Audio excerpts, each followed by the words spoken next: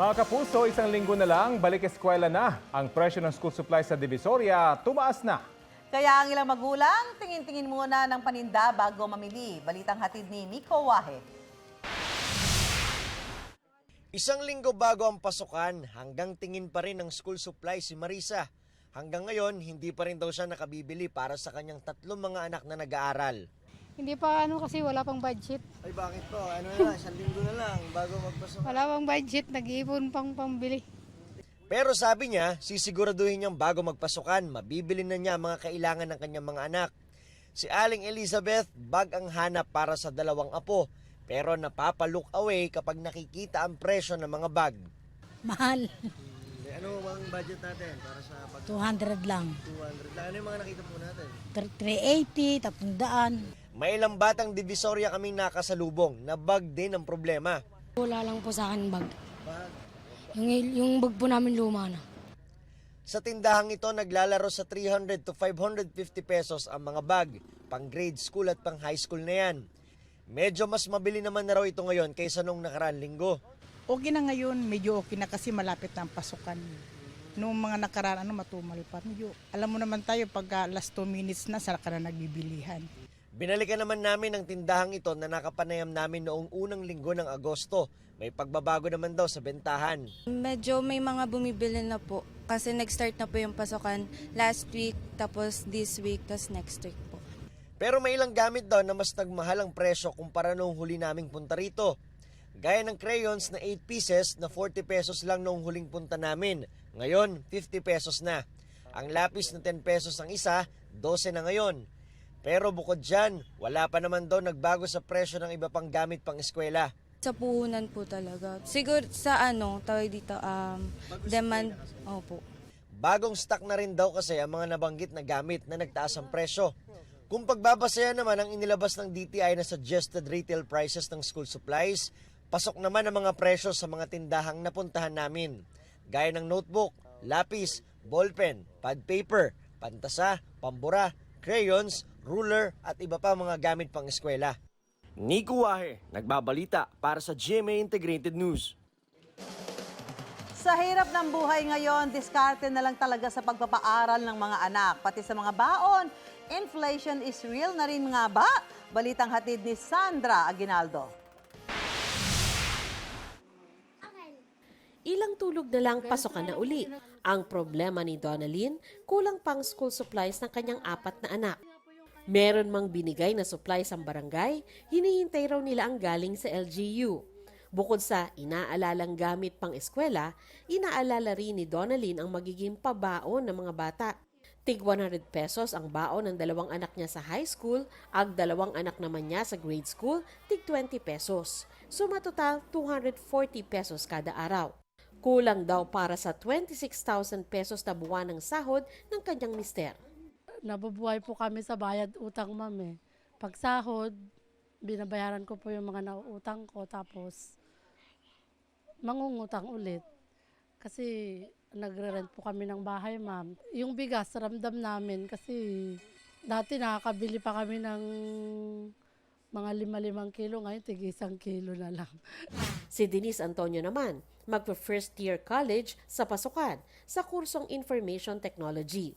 250 pesos daw ang baon niya araw-araw, kasama na ang pamasahe mula Batasan Hills, Quezon City, patungong eskwelahan sa Cainta, Rizal. Pero ngayon pa lang, problemado na ang mga magulang niya kung maigagapang nila ang pag-aaral ni Denise sa kinikita na ama niyang driver. Makakasave pa po siya kasi matipid naman po siya eh. Sa pang-araw-araw din niyang bayarin. Kaya plano ni Denise na mag-working student. Pandagdag po sa baon kapag po kinapos po si mama or kapag po may mga babayaran po na bill si mama, pwede ko din po bigyan siya. Si Denise daw ang tinuturing na pag-asa ng kanyang pamilya, kaya pinanghahawakan daw niya ang pangarap na makaahon sa buhay balang araw. Pinipilit ko pong mag-aral ng mag-aral para matupad ko po yung pangarap ko. Sandra Aguinaldo, nagbabalita para sa GMA Integrated News. Ito naman ang balita para sa mga motorista. Magpakarga na dahil may taas presyo na naman sa mga produktong petrolyo bukas.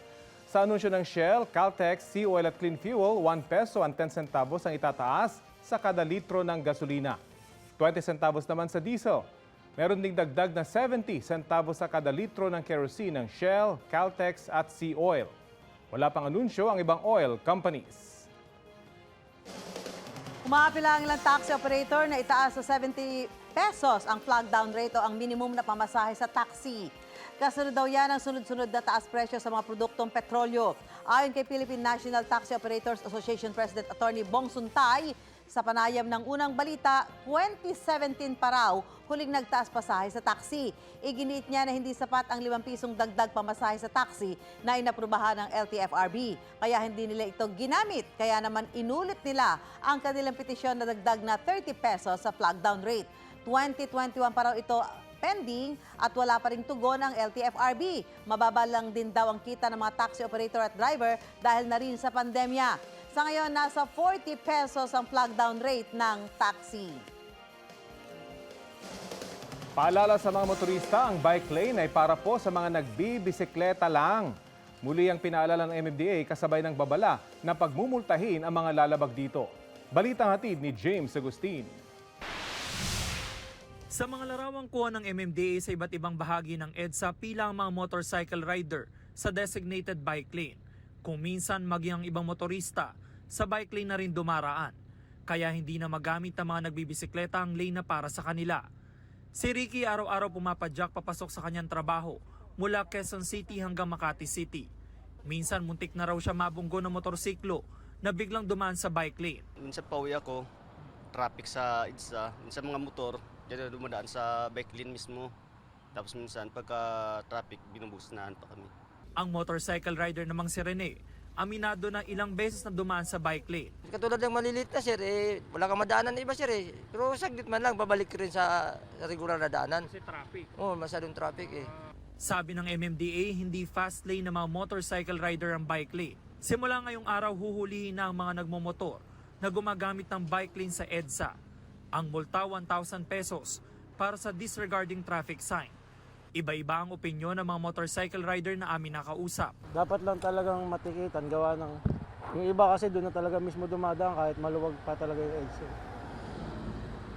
Tapos, siyempre para na rin doon sa mga bisikleta, mabigyan sila ng sarili nilang kalsada. Kasi tayo na lang siguro sir, medyo malaki yung 1,000 sir Para naman sa mga nagbibisikleta na araw-araw ng ruta ang kahabaan ng EDSA. Kailangan po, pamultahin po yung mga motorista. Bakit po? Para nakakabala sa bike Siguro bigyan sa minsan disiplina, minsan kahit isang bisis lang warningan sila, okay na siguro. Delikado sa mga bike lane na tulad ko minsan kasi mamadali sila. James Agustin, nagbabalita para sa GMA Integrated News. Sa mga daraan naman ng Cavitex, ngayong araw na ang dagdag singil ng toll fee doon. Ayon sa Toll Regulatory Board, 35 pesos na ang babayaran ng Class 1 vehicles na dadaan sa R1 Expressway. 70 pesos naman para sa mga Class 2 at 104 pesos sa Class 3. Sa mga dadaan naman ng R1 Extension Segment 4, 73 pesos ang singil sa Class 1 vehicles, 146 pesos sa Class 2 at 219 pesos sa Class 3. Noong nakaraang taon, huling tumaas ang singil sa R1 habang 2011 pa naman ang huli para sa R1 Segment 4. Arestadong umunay akyat bahay matapos maaktuhan at mahulihan ng sumpak sa Quezon City. Ang kanyang panig sa Balitang Hatid ni James Agustin.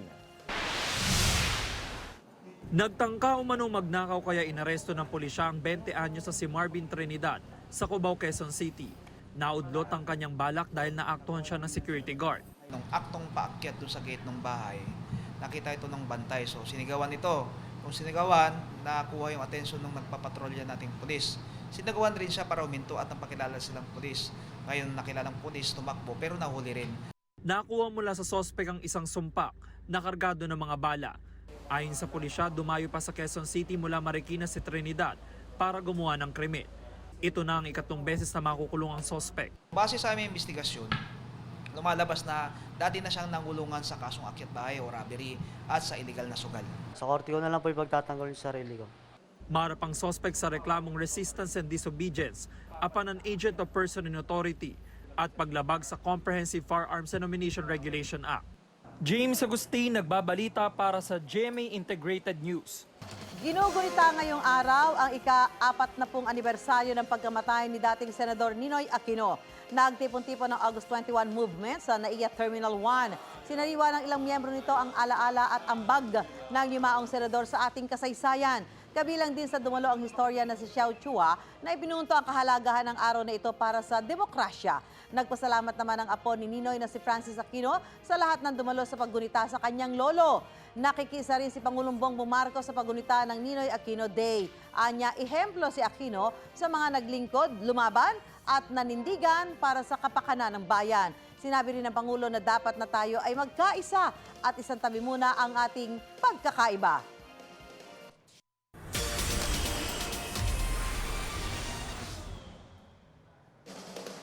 Happy Monday mga beshi, lalo na sa mga naka-long weekend dyan. Narito na ang mga pangmalakasang Star Bites. Bida ang performance si K-pop idol Han Seung-woo sa Special Live 1 in Manila na parte ng First Asia Tour niya. Ipinakita ni Seung-woo ang kanyang power vocals at kilabot na dance moves. Kaya ang Philo fans panay ang hiyawan. Sulit kasi ang panonood nila sa last stop ng tour ni Seung-woo. Dapat kasi ay nitong August 13 sa Hong Kong ang last stop ng tour.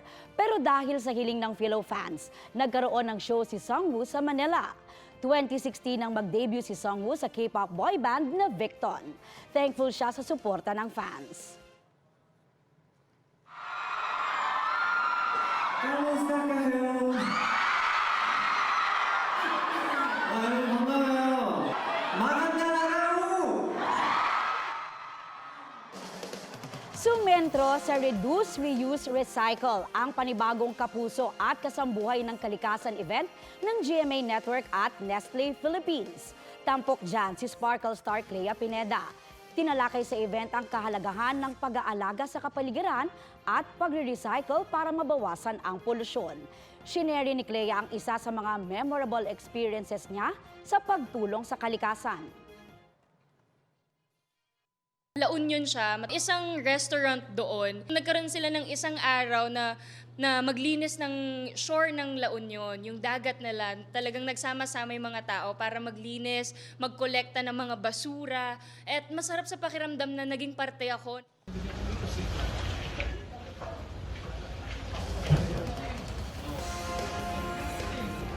Mismo ang inmate na si Michael Cataroha ang nagpakita kung paano siya nakatakas sa bilibid.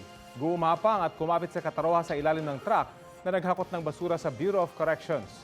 Isiniksik niya ang sarili sa espasyo sa ilalim ng truck para hindi mahulog. Sa isa pang kuha, ipinakita rin ng Cataroha ang pwesto ng kanyang katawan kapag inangat ang likod ng truck. Binalikan din ni Bucor Director General Gregorio Catapang ang pinanggalihan ng Cataroha bago siya nakatakas. Napag-alaman sa mga kapwa inmate ni Cataroha na July 8 o 9 pa siya nawala. Mas maaga kesa sa naiulat na July 15. Sabi ni Katapang, tinitiyak nila sa demo at backtracking ang mga salaysay ni Cataroha para hindi mag-iba-iba habang gumugulong ang investigasyon. Samantala, tagumpay ang paglilipat sa mahigit 100 Chinese drug lord ng bilibid papuntang Sablayan Prison at Penal Farm sa Occidental Mindoro. Ayon kay Bucor Director General Gregorio Catapang Jr., bahagi yan ng kanilang pagpilay sa anilay talamak na drug trade sa loob ng kulungan. Tuloy pa rin daw ang operasyon ng mga drug lord kahit nasa piitan dahil nakakagamit pa rin sila ng cellphone. Layon din ng Bucor na i-decongest ang bilibid. Para raw mapanatiling malinis sa mga classroom, pinag-utos ng DepEd na tanggalin ang mga nakapaskil na hindi naman kailangan. Balitang hatid ni Bon Aquino. Todo paghahanda na sa pasukan ng Jose P. Rizal Elementary School sa Maynila. May pagpipintura na. Pero sa mga silid, ibang klaseng paglilinis ang ginagawa. Ang mga artwork at decor na dati nang nakadisplay, pinagbabaklas na. Pati ang paalala kontra COVID-19 tinanggal. Kahit sa mga classroom ng kinder, tinatanggal na ang mga decor. Wala na ring mga nakasabit na tarpaulin at posters sa paligid ng classrooms at gusali. Mas magiging maaliwalas, mas magiging maluwag po ang silid-aralan. Nasa pagtuturo lang po ng mga guro yun, sa tamang pagtuturo ng guro para po ma-pick up po ng mga bata yung mga lessons everyday. Ituturo din naman namin iyon at naibibigay din namin yun sa mga bata kapag kami ay nagkakaroon ng talakayan. Kung maluwag siya, Maiiwasan din yung mga lamok, ganyan. Kapag konti lang yung nakalagay sa aming silid-aralan. Ginagawa ang mga ito alinsunod sa DepEd Order No. 21 Series of 2023. Nakasaad na kailangang tiyaking malinis at walang unnecessary artwork, decorations, tarpaulin at posters ang school grounds, classrooms at mga pader nito at mga school facilities. Para sa child clinical psychologist na si Dr. Ana Tuazon, mainam na mayroon pa ring mga display o posters sa loob ng classrooms na akma sa pinag-aaralan ng mga bata. Kung completely walang laman ang ating mga walls sa classroom, sobrang understimulated naman. And especially na public school setting, di ba? Parang it's very important that kids are stimulated. Iba rin anya dapat ang patakaran sa kindergarten, elementary at high school. Anya, base sa pag-aaral, kapag pinapaskil sa classroom ang mga artwork o achievement ng mga estudyante, nakakaengganyo raw ito sa kanila. Kailangan welcoming, lively, engaging, ang important related sa lesson. So kung nag-alphabet sila, di ba?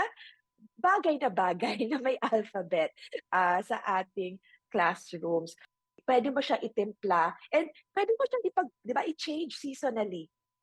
Von Aquino nagbabalita para sa GMA Integrated News.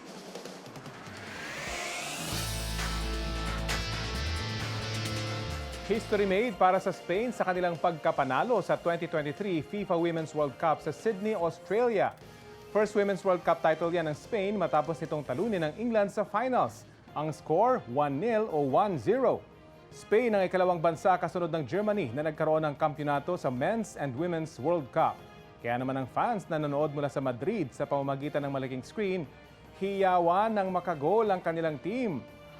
Kasali rin sa torneo ang Team Pilipinas na nakuha ang unang goal ng Pilipinas sa World Cup pero hindi sila nakausad mula sa group stage. Isa ang target pero kanya-kanya raw ng pagtutuunan ng pansin ng bawat koponan para sa nalalapit na NCAA Season 99. Ang paghahanda ng San Sebastian Golden Stags, Perpetual Altas at Arellano Chiefs sa Sports Bites, hatid ni JP Soriano.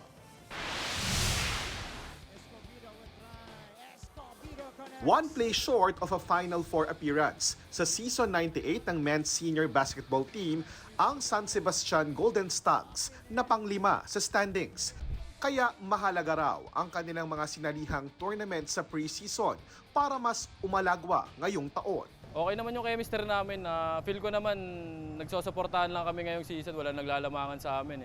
Kung sino yung best player, pinasuportahan namin. Now, the transition nitong Perpetual Health. Nakapitong panalo last season 98 ang University of Perpetual Health System Altas, pero di pa rin naging sapat na makaarangkada sa Final Four at Championships. Marami kami natutunan sa second game na yun. Dapat maging consistent kami dun sa magandang simula. Hi sa mga Perpetualites, sana huwag kayong magsawang sumuporta sa amin and hopefully makabawi kami sa inyo this season. Teamwork naman daw ang pagtutuunan ng pansin ng Arellano University Chiefs na ika-6 sa overall rankings sa huling season. Last year is more like individual thing. We're trying to get our players to help us out. But with this year, it's more like teamwork and just accountability, helping each other out. Just being there for one another. To the fans, the AU community, we'll make you guys proud. Sa Setyembre na magbubukas ang Season 99 ng National Collegiate Athletic Association o NCAA. JP Soriano, nagbabalita para sa GMA Integrated News. May mag-inang Pilipino na napaulat na nasawi sa search and recovery operation sa Maui, Hawaii matapos magka-wildfire doon. Ayon sa social media post ng kanilang kaanak, nasawi ang kanyang ina at kuya habang sinusubukang lumikas mula sa sunog. Sabi ng isa pang kaanak na nakausap ng GMA Integrated News, naturalized US citizens ang mag-ina. Nitong nakaraang linggo lang kinumpirma ng DFA na may nasawing Pinoy na naturalized US citizen dahil din sa wildfire. Tinulungan na raw siya ng ating konsulado sa Honolulu. Mahigit 1,000 nawawala ang patuloy pa ring hinahanap. Sabi ng DFA, patuloy silang nakikipag-ugnayan sa mga opisyal sa Maui para sa update sa mga Pinoy na apektado sa wildfire. Naglandfall na sa Southern California sa Amerika ang Tropical Storm Hillary na unang nanalasa sa Mexico bilang hurricane. Dahil sa pag-uulan, bumaha na sa ilang bahagi ng California. Inanod pa ng kulay putik na baha na yan ang mga sanga ng puno. Sa ilang kalsada, may tubig na rin. Ayon sa mga otoridad, pang isang buong taon ang pinangangambahang dami ng ulan na ibabagsak ng Tropical Storm Hillary. Nagdeklara na ang gobernador ng California ng state of emergency sa katimungang bahagi ng estado. Ayon sa National Weather Service sa Amerika, humihina na ang bagyo sa nakaraang 2 araw. Wala pang pahayag ang Department of Foreign Affairs ng Pilipinas kaugnay sa kalagayan ng mga Pilipino roon. Sa East Coast naman, ginunita ng Filipino community sa Queens, New York ang ika-40 anibersaryo ng pagkamatay ni dating Senador Benigno Ninoy Aquino Jr. Sa Benigno Aquino Triangle Park doon, nagsama-sama ang ilan niyang taga-suporta. Nag-alay sila ng bulaklak sa monumento ng dating senador. Nagdala rin sila ng larawan ni Ninoy. Anila, mananatili sa kanilang alaala ang malaking ambag ng dating senador sa demokrasya ng Pilipinas. Gagawin ng cashless ang mga kulungan at pasilidad ng Bureau of Corrections. Ayon kay Bucor Director General Gregorio Katapang Jr., bawal nang magdala ng pera ang inmates, corrections officers at mga bisita sa bilibid at iba pang penal farm. Magsisimula yan sa Setyembre. Ang hakbang kasunod ng dumarami umunong iligal na aktibidad sa loob ng mga kulungan gamit ang cash. Ang mga makukumpiskang pera ng inmate, didiretso raw sa PDL Trust Fund, habang ang mga makukumpiskang mula sa corrections officers, mapupunta sa kanila ring trust fund.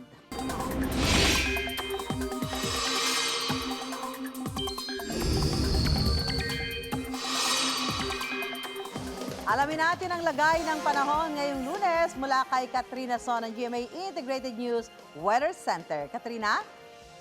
Salamat, Susan. Ngayong Lunes, mga kapuso, didiretso tayo mismo sa pag-asa para sa ating ulat panahon ngayong araw at ngayong linggo.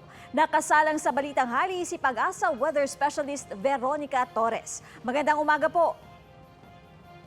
Magandang umaga din po sa inyo, Miss Katrina, pati na rin po sa ating mga taga-subaybay. Unang tanong po, magtutuloy-tuloy ba ang magandang panahon ngayong umaga hanggang matapos ang araw? Sa kasalukuyan dito sa Metro Manila, for today only magandang panahon yung inaasahan natin yung araw, pero may mga tsansa pa rin tayo ng mga localized thunderstorms, lalo na tuwing hapon at sa gabi. Ano naman po ang heat index na asahan natin dito sa Metro Manila? So for the heat index, sa kasalukuyan ang nakikita kasi natin for today is yung temperature range.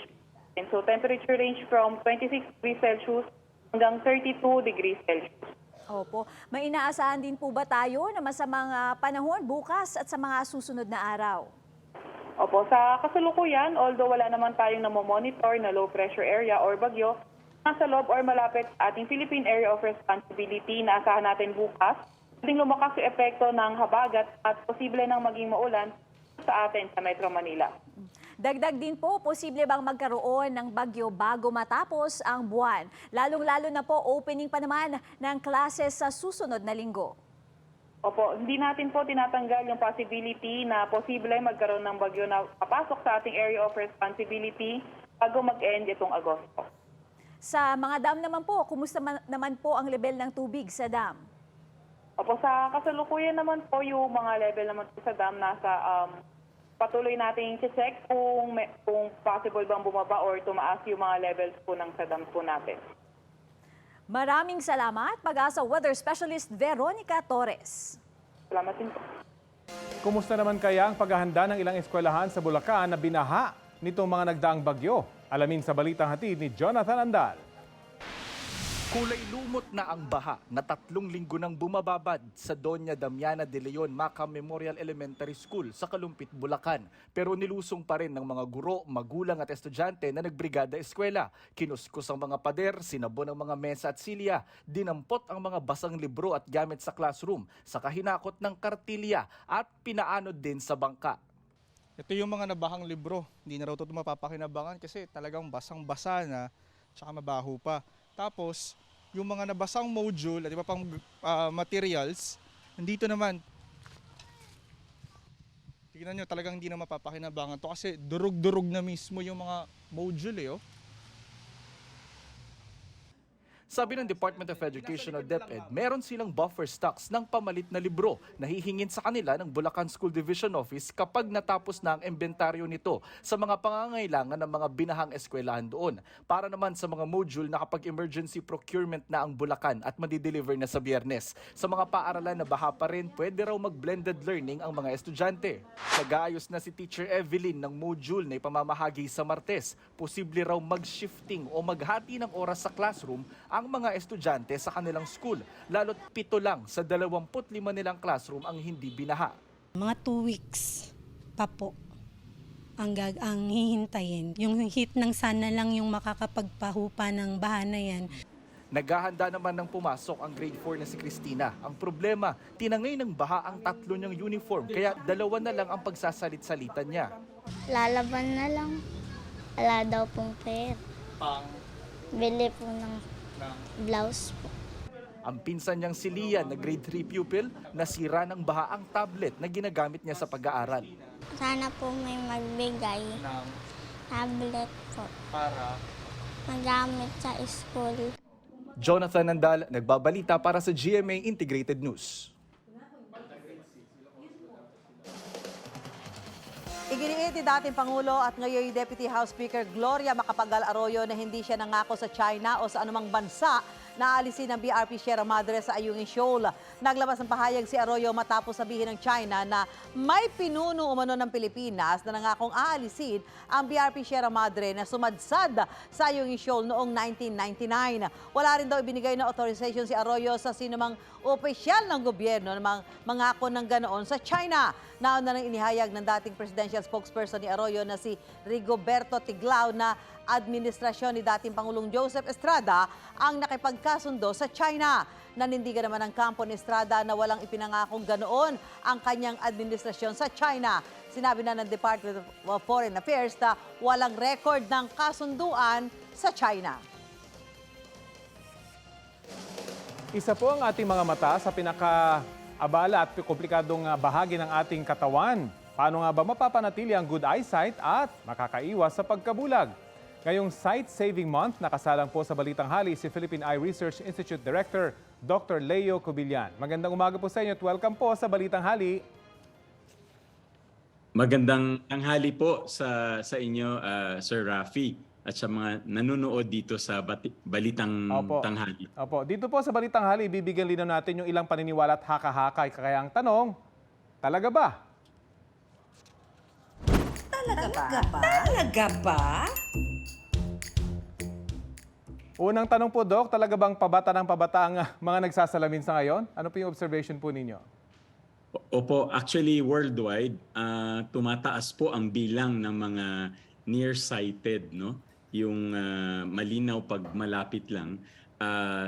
Sa atin, sa Pilipinas, pag kindergarten, yung mga may error of refraction, mostly nearsighted, 8.9%. No? So sa classroom, 4 out of 40. Pero high school, umaabot po ng 16%. So dumadami po at saka worldwide po dumadami, parang tumataas ang bilang ng mga ito. Doc, saan ina-attribute ito? Ano kayang dahilan?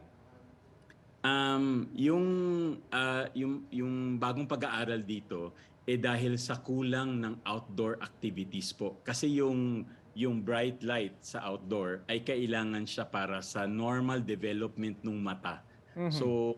So pag ang mata ay pag-grow ng mata ay hindi naging normal, maaring hahaba siya, mas humahaba sa normal, kaya nagiging nearsighted. So in fact, yung mga batang nearsighted, ina-advise natin na 3 hours of outdoor activity every day para maiwasan po pagtaas ng grado. Nabanggit niyo po yung natural na bright light sa labas. Di ba bright light din yung mga nakikita natin sa mga gadgets ngayon ng mga bata? Yun ang nakakapagpa-worsen ng condition nila. Opo, kulang ang level ho kasi ng brightness. Kailangan ng brighter than the room. Yung sa gadget naman po, dahilan po sa inactivity pag sila ay nasa screen. Kaya merong tayong ginagawang limit para sa mga pag less than 2 years old po, talagang as much as possible walang screen time. Pag 2 to 5 po, 1 hour lang yung screen time. We encourage them to do activities kasi para hindi lang sa mata kundi maiwasan yung obesity. Okay. At saka Pero po sa mga elementary 6 to 17 years old, yung non-school work not more than 2 hours. Okay. Kaya lang, nagiging babysitter na ng ilan ng mga gadgets ngayon, hindi ho ba? Sunod na talaga ba, magiging 20/20 vision ulit kapag kumain po ng kalabasa, kamote at carrots? Ano po ba talaga? Actually po, yung meron tayong tinatawag na vitamin A deficiency, ito po nakaka-cause po ng night blindness, may mga infection at saka eye diseases, no? However po, dahil sa kung nakikita na lang natin ngayon dun sa mga malnourished children, although marami pa rin mga school children na may vitamin A deficiency, pero hindi ito enough para makakos ng problema sa mata. Pero gayon pa man din po, ina-advise natin that they have good diet, may gulay at saka sinasabi natin palagi para complete yung vitamins ay gulay na iba't ibang kulay po. Pero marireverse po ba kapag lumabo na by taking itong mga sinasabi niyong gulay? Sa umpisa po, pag early lang yung cause ng vitamin A deficiency, pero pag later on, nagkaka-complication na. Isa pong sunod na talaga ba, nakakalabo daw ng mata kapag natutulog na basa yung buhok? Ito po ay myth kasi po, natulog kayo na basa yung buhok, nagkaka-headache. Minsan, associated sa headache yung mata, kaya sinasabi nila baka lalabo ang mata mo. So wala pong katotohanan yon. Opo. Okay. Talaga ba na kapag may sore eyes, nakakagaling yung pagpatak sa apektadong mata ng breast milk o ihi? Ayan, ginagawa daw yan sa probinsya, lalo na. Oo, buti tinanong niyo po yan. Talagang bawal po lagyan po ng breast milk or lalo na ihi po. Kasi po, may mga nakikita tayong infection. Meron nga yung mga sexually transmitted disease din na napapasok po sa mata, yung tinatawag na yung severe infection, no? So, ang importante po pag merong sore eyes, tamang gamot po at saka parang hygiene. Isa pa pong tanong na talaga ba, nakakalabo daw ba ng mata kapag nagbabasa sa madilim na lugar o kaya nakahiga? Myth naman po yun, pero nagkaka-eye strain. Kaya mas maganda hindi gawin. So may konting basis. Bilang panghuli po, ano po ba yung tinatawag na 20-20-20 bilang pangangalaga po sa mga mata? Oo, yung paglalo na karamihan na nasa screen sila or nasa computer, ina-advise natin po yung 20-20-20. Ibig sabihin, every 20 minutes tayo ay nagpapahinga ng 20 seconds by looking far. Pag ang relaxed position kasi ng mata ay far, pag kayo ay tumitingin sa screen nyo, ang mata mo ay nag-accommodate, kaya nagtatrabaho siya, kaya nagkakaroon ng eye strain. So we have to rest every 20 minutes. At maidagdag ko lang po, kasi pag kayo ay nasa harap ng screen, halos hindi kayo nagbi-blink, kaya nagda-dry yung mata. Kaya dapat po yung screen mas mababa doon sa level of the eye, no, para medyo nakatungo po yung mata mo at ang bukas ng mata hindi kasing laki kaysa pag nakatingin ka sa harap ng screen. Yan, malinaw po. Maraming salamat po sa mga impormasyon na ibinahagi niyo po sa amin. Salamat po si Philippine Eye Research Institute Director Dr. Leo Cobillan.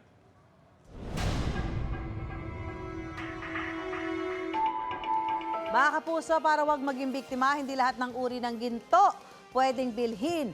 Sa Naga, Camarines Sur, arestado ang isang dayuhan na nagbebenta ng umano'y gold bar. Isang entrapment operation ang ikinasa para maaresto ang suspect. Wala siyang pahayag. Nasa kustodiya na ng pulisya at maharap sa reklamong estafa. Kinumpiska naman ang umano'y gold bar na susuriin ng Bangko Sentral ng Pilipinas. Malayamang makabibili o maibebenta ang mga ginto tulad ng alahas kahit walang approval mula sa Bangko Sentral ng Pilipinas. Hindi maaari magbenta, mag-import o export ng ilang uri nito nang walang clearance mula sa otoridad.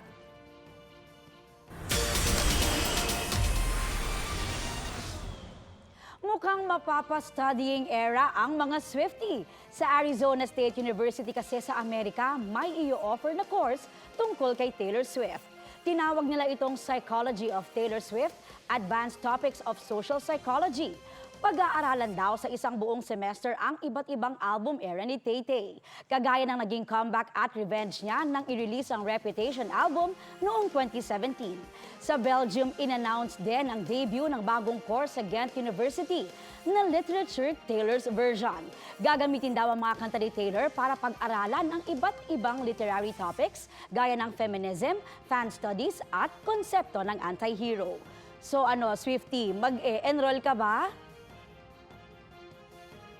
From South Korea to Manila, ramdam pa rin ang pusong Pinoy ng Korean legend na si Sandara Park. Sa IG, ibinida ni Dara ang kanyang OOTD suot ang barot saya. Kita nyo naman, talaga namang magandang dilag ang peg ni Sandara. Kasama nga sa picture ang idol sa sina Jinu ng Korean boy band na Winner, pati na rin si Aaron, JR at Dindin na members ng grupong U-East. Malaginoo naman ang dating ng male idol suot ang barong Tagalog, paired with denim shorts at jeans. Bali-balitang behind-the-scene pics ang mga ito sa isang variety show na kinuna nila sa Pilipinas. Ako, eto Rafi, hindi ba triathlete ka? Oo nga. Masasabi mo bang swimming ang pinakamahirap? Depende sa athlete. Merong mga nasihirapan sa swimming, pero ako kasi nahihirapan ako sa run. Oo, so depende sa atleta. Correct. Oo. Eto, tiyak na masusubukan ang tibay ng katawan sa isang swimming competition sa Istanbul, Turkey. Yun. Kailangan kasing languyin ng mga kalahok ang mahigit 6 kilometers mula sa bahagi ng Turkey na nasa Asia papunta sa sakop ng Europe. Nasa 2,600 ang lumahok sa kompetisyon na yan.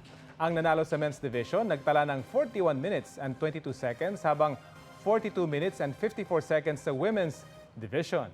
Kaya ni Galing. Rafi yan. Kaya, sisiyo. Ito po ang Balitang Hali. Ako po si Rafi Tima. Bahagi kami ng mas malaking misyon. Para sa mas malawak na paglilingkod sa bayan, sa ngalan ni Connie Sison, ako po si Susan Enriquez mula sa GMA Integrated News. Ang News Authority ng Pilipino. Maging updated sa mga maiinit na balita, maaari pong mapanood ang Balitang Hali at iba pang award-winning newscast sa youtube.com/GMA News. I-click lamang ang subscribe button. Sa mga kapuso abroad, maaari po kaming masubaybayan sa GMA Pinoy TV at www.gmanews.tv.